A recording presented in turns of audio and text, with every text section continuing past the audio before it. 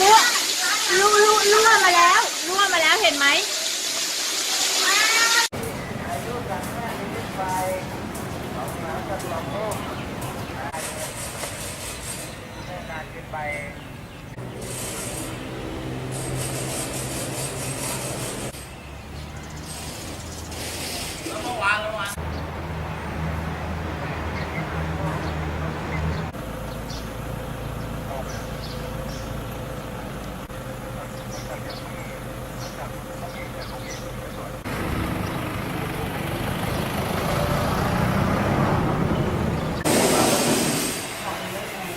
ได้ไหมต้องเลยไหมได้ไหม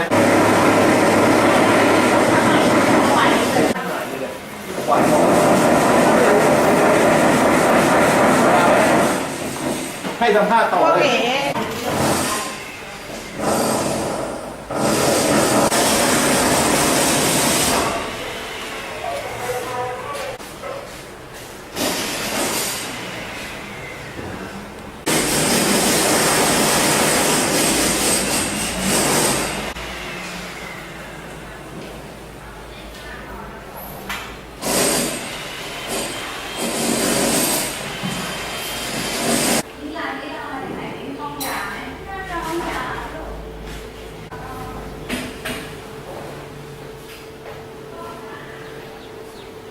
2 ตัวอีกตัวนึงมีเดี๋ยวเจ้าหน้าที่ไอทีจะมาใช้ให้วันกันที่1วันที่2ป่วย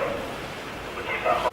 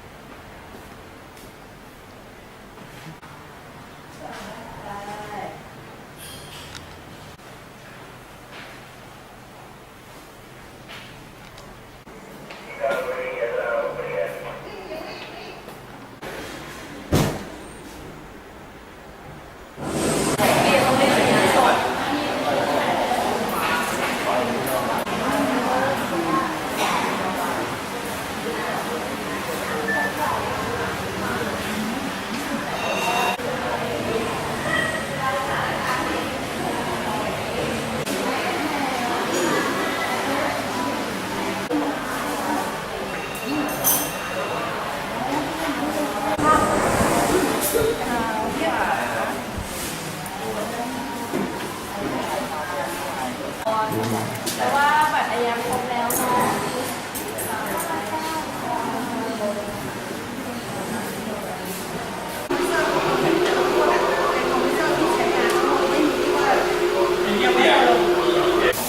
อย่างนี้ครับเมื่อคืนเนี่ยผมว่ามันคงเหมือนกันทุกอำเภอฝนมันตกปริมาณฝนเนี่ยเยอะมาก